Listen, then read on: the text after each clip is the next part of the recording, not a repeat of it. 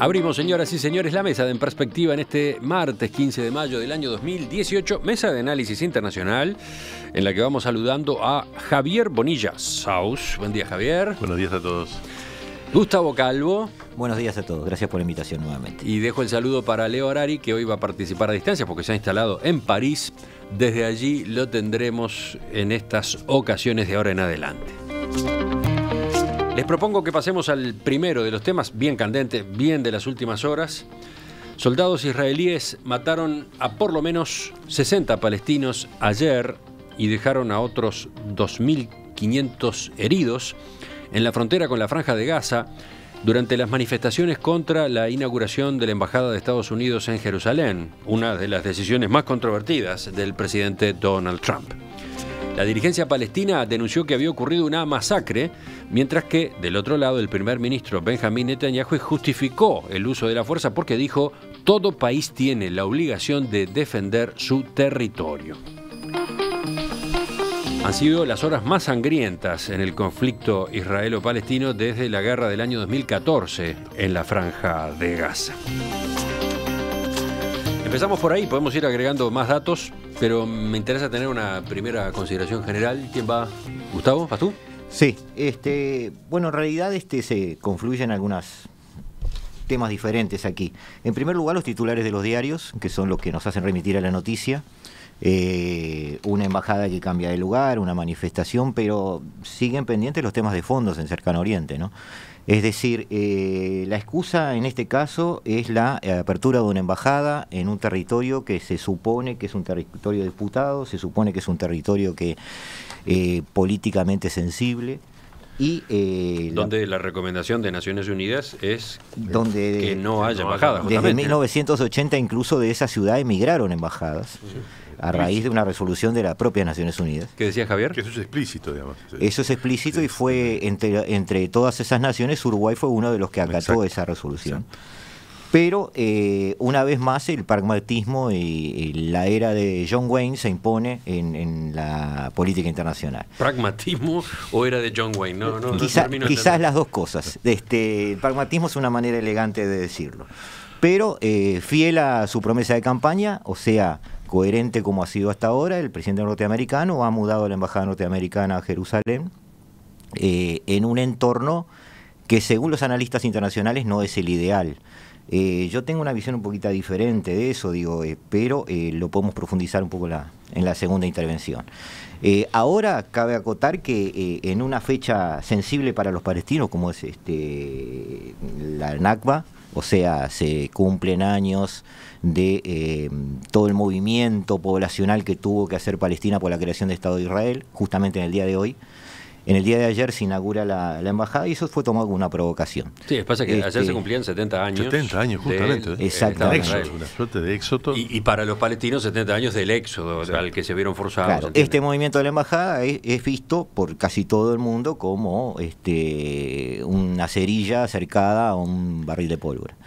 Javier, vamos contigo primero y después seguimos. Sí, lo que me gustaría en primer lugar recuperar de lo dicho es que no deberíamos dejarnos atrapar por la anecdótica del titular. Es decir, estamos ante un conflicto que tiene 70 años o más, digamos, y estamos además ante la entrada en juego de un nuevo actor que es no Estados Unidos, sino el presidente Trump, o sea, los Estados Unidos y el presidente Trump, que está movilizando y tomando estrategias de despliegue que no son exactamente las que durante mucho tiempo mantuvo, o por lo menos durante un tiempo prudencial, mantuvo relativamente estable los diferentes presidentes de los Estados Unidos. Entonces me parece que el tema más interesante gira en torno a las acciones de este nuevo presidente que, como bien señalabas tú, Gustavo, es decir, hay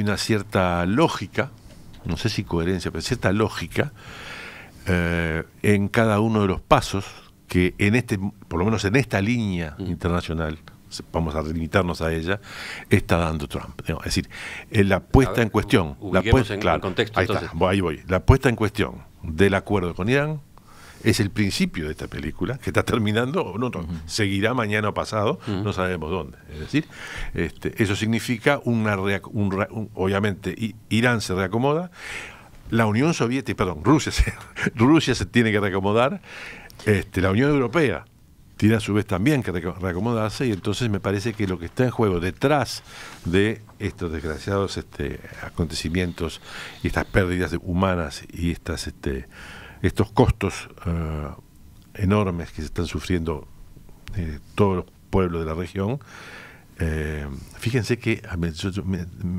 estaba mirando con detalle, hasta Turquía retiró, se realineó, lo cual es un cambio muy importante. Sudáfrica, ¿verdad? O sea, hay un... estamos que Turquía y Sudáfrica se alinearon con... Se desalinearon de la posición anterior y se quedaron, digamos, equidistantes. Se pusieron, ni se fueron a una crítica estilo Francia-Macron, es decir, bueno, nosotros estamos en contra de la transferencia de la capital a Jerusalén, pero tampoco se pronunciaron en una posición pro Palestina, si es que es más complicado. Quiero decir que en realidad me parece que lo que está en juego es un redimensionamiento de todas las estrategias que están de los actores de la región, y me parece que eso es donde está el contenido más interesante para el análisis. Bueno, y si vamos a Irán en particular, tú aludías a él a raíz de la decisión de Estados Unidos con la presidencia de Trump de apartarse del acuerdo nuclear. En Irán, el portavoz del Ministerio de Relaciones Exteriores sostuvo que las autoridades israelíes deberían ser juzgadas como criminales de guerra, por lo que entiende es una masacre ha venido ocurriendo en la frontera entre la Franja de Gaza e Israel. Ese tono en Turquía hace un mes no existía. No, esto es Irán, ¿no? Esto es Irán. Esto es Irán. Yo resumiría esto, Emiliano, como que los titulares están muy bien, pero lamento desilusionarte, pero lo de la embajada es lo de menos. En realidad hay temas de fondo acá. Yo diría que este tema es la confluencia de una coherencia en determinada política, una ilusión y 3 fundamentalismos. Vamos a resumirlos así. Donald Trump maneja una forma de hacer las cosas que no le gusta a casi nadie. Pero seríamos unos tontos si pensamos que todo esto es improvisado. Donald Trump maneja una aproximación a la opinión pública a través de los twitters, maneja un atropellamiento diplomático como primer acercamiento al problema. Normalmente las personas con quien tiene que negociar se ponen a la defensiva y después sí va a la negociación. Lo ha demostrado con Corea del Norte, lo está demostrando ahora con Irán, que vamos a ver cómo termina, lo ha demostrado acá, lo va a demostrar con México y lo va a demostrar con el tratado del NAFTA. No quiere decir que esté bien, pero existe una metodología, existe una coherencia en la forma de trabajar los temas. Patear el tablero primero. Exactamente. Lo que pasa que en este caso, en todos esos que has mencionado, en este caso hay muertes, en este caso hay sangre, hay decenas de heridos y hay una retroalimentación de una espiral de violencia, ¿no? Pero esa espiral de violencia ya existía. Esa espiral de violencia este martes, dada la fecha que es, hubiera existido con otra excusa, si no hubiera existido la embajada. Por eso digo que acá hay la confluencia también de una ilusión, porque uno de los mitos que se ha manejado en los titulares de los diarios estos últimos días es que este tipo de acción puede alterar el equilibrio político en el Medio Oriente. No existe un equilibrio político en el Medio Oriente. El Medio Oriente está manejándose el mismo statu quo político desde hace años y va a seguir por algunos años más, porque es un sistema que en este momento conviene al más fuerte, que políticamente y militarmente es Israel. Israel se está manejando y ese es el primer fundamentalismo, con un criterio semi-legal y semi-derecho de conquista. Así han creado los asentamientos, así se han tomado territorios ocupados y así ha manejado su política exterior, entendiendo que es una especie de decir, bueno, la mejor defensa es un buen ataque. El otro fundamentalismo que existe es el del lado palestino, o sea, no podemos pensar que jamás ahora se dedica a acciones violentas porque se abrió una embajada. No tiene sentido, o sea, jamás está inventando prácticamente semana a semana una excusa para iniciar una espiral violenta. Entonces, de alguna manera tenemos que ver las cosas que están detrás. como bien decía Javier, hay un alineamiento de los países. Bueno, todo esto son fines de procesos o principios de procesos. Turquía se viene alineando o realineando desde el problema de Siria. Es decir, Turquía está abandonando ideológicamente la Unión Europea y está formando parte de ese meollo ideológico que se está centrando alrededor de Irán. Sí, Irán está si tomando una preponderancia fundamental en el área. Turquía sufre un proceso de islamización vertiginoso en los últimos 3-4 años. Hoy, ¿qué puede decir? Va a condenar la embajada también. Entonces, de alguna manera, Trump lo que está haciendo, no sé si es calculado o no, yo tiendo a pensar que sí, es poniendo explícitamente su alineación en el problema palestino. Él está del lado israelí y va a llegar a la paz en su cabeza desde el lado israelí, no desde una posición neutral. Entonces, eso hay que entenderlo. No estoy justificando con esto la acción ni diciendo que está bien o está mal. Pero hay que, de alguna manera, cuando se analiza política internacional, hay que ver cuál es la línea de pensamiento por la cual se llega al objetivo. Y la línea es esa.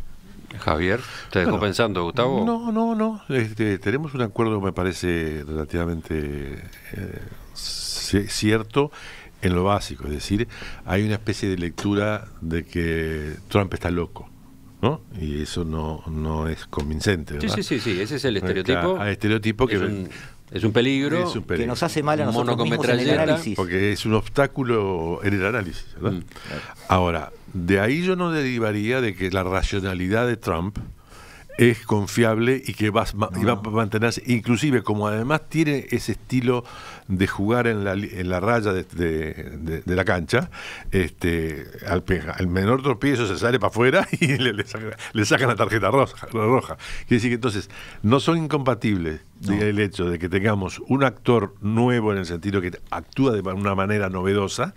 No, puede estar equivocado con todo éxito. No, o sea, equivocado, tengo la certeza que, a ver, filosóficamente equivocado no me cabe la menor duda. Claro, pero de cualquier manera, quiero decir que la consecuencia que él se obstina en mostrar, yo le dije a mis votantes tal cosa y lo voy a hacer, es una racionalidad, pero es una racionalidad relativamente corta para un personaje que se mueve en el nivel que se está moviendo y con en el terreno que se está moviendo y con los enemigos que tiene. Es decir, hay también un escenario, que yo lo pensaba el otro día, días antes de esto, que esa lógica trumpiana de cumplir con lo dicho, incluso aunque lo dicho sea un poco, suene demencial, puede terminar en una forma de aislamiento de Estados Unidos. Sin duda. Es un escenario posible, ¿no?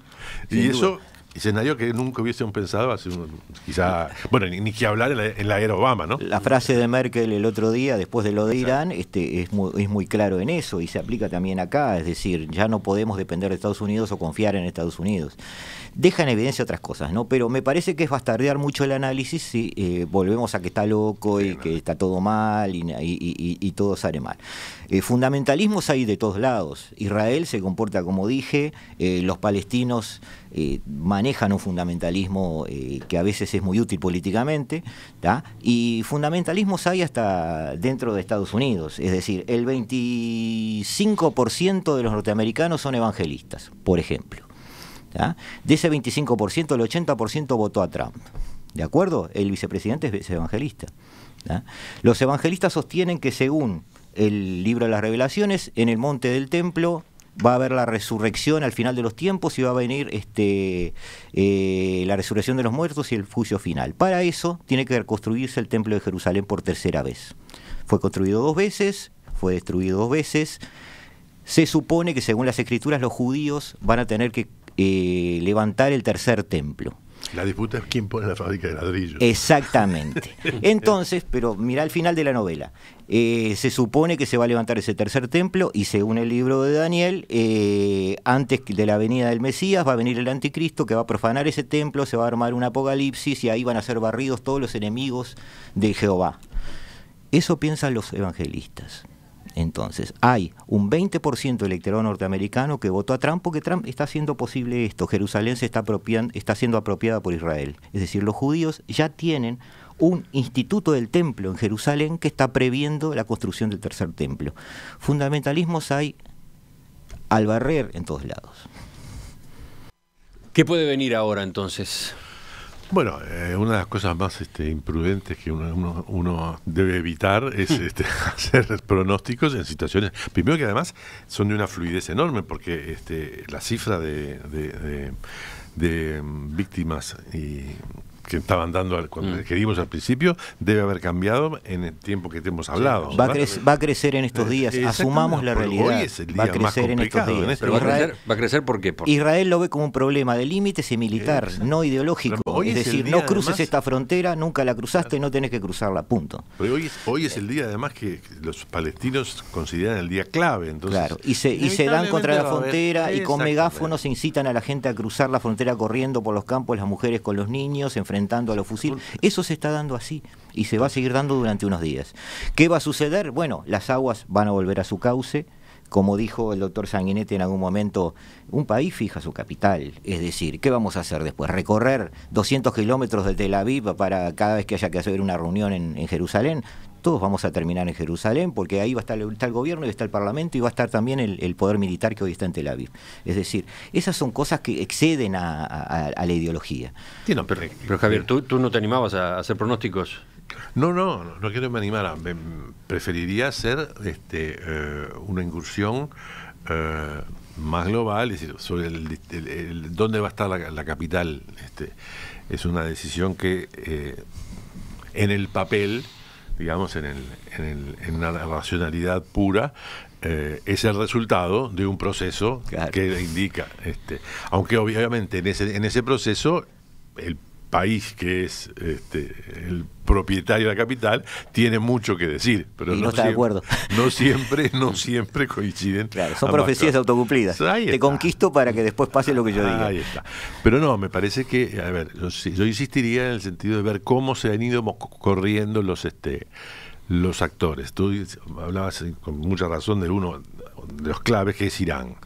Nosotros teníamos un Irán que había aceptado el acuerdo de desnuclearización, o por lo menos de parálisis del programa nuclear, bajo la égida de Obama, digamos que a regañadientes, más o menos. Hoy está en una posición distinta. Hoy está bastante más cómodo con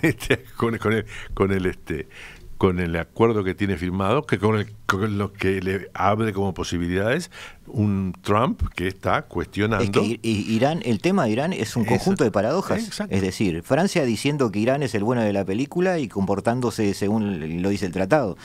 Es tremendo el tema. Cosa que hace un año era impensable. Entonces, ese tipo de cosas. Todo eso no es culpa de Trump. Lo que se puede discutir es sobre eso. Creo que, a ver, otro agente o otro actor o otro protagonista que siempre estuvo, pero que cambió de importancia, de trascendencia, de fuerza y de lugar, me parece que también es Siria, Bashar al-Assad, ¿no? Ahí hay una transformación. Siria era un país que, dentro de todo, siempre fue muy conflictivo. Sabemos que el nacimiento de Siria es estudiado como un caso peculiar dentro del derecho internacional, de una intervención de las potencias que generan ahí un país, y entre Siria y Líbano, un poco forzadamente, pero de alguna manera, con una presencia rusa infinitamente más dinámica de la que teníamos hace 4 o 5 años, ¿verdad? Assad se ha ido afirmando como una potencia media en ese punto. Obviamente es la salida al Mediterráneo para los rusos. Entonces eso está jugando también, y tampoco tiene mucho que ver Trump en eso. Y bueno, podríamos seguir recorriendo. Ya dijimos algo sobre Turquía. En síntesis entonces, me parece que lo más interesante es la síntesis. Tenemos que ver cómo se reubicaron cada uno de estos actores para poder definir cómo es que sigue esta película. Claro, sí, yo viendo esa reubicación ya tengo mi conclusión preliminar, es decir, estas cosas dejan lecciones. Si tú te fijas en el mapa, Emiliano, ideológicamente volvemos a las áreas de influencias de la vieja Unión Soviética. Sí, perdón, que me gustaría, para apoyar eso, porque es algo que vi anoche. El resultado de las elecciones de Irak. Sí, una elección muy artificial, con participación muy baja, bajo control chiita, en un mundo un trípode, ¿no? Sí. Chiitas, kurdos y sunitas. Sí. Y se daba prácticamente por hecho un triunfo de una continuidad del chiismo oficialista, en el sentido de que estaba sido apoyado por Occidente y por Estados Unidos. Sale una votación en torno a dos personajes realmente agresivos y que además de corte chiita, y además con un componente en el partido no sé si llamarle partido, ellos le llamaron partido, la facción, la fracción, que es explícitamente comunista, utilizan la palabra comunista. Entonces, Irak va a ser gobernado por eso y va a tener enfrente a Irán. Es decir, me parece que ahí tenemos, por ejemplo, las afinidades podemos hacer otra mesa internacional. Claro, pero las afinidades se están tornando evidentes. Ya volvemos para enfocar en esta mesa internacional otro asunto delicado.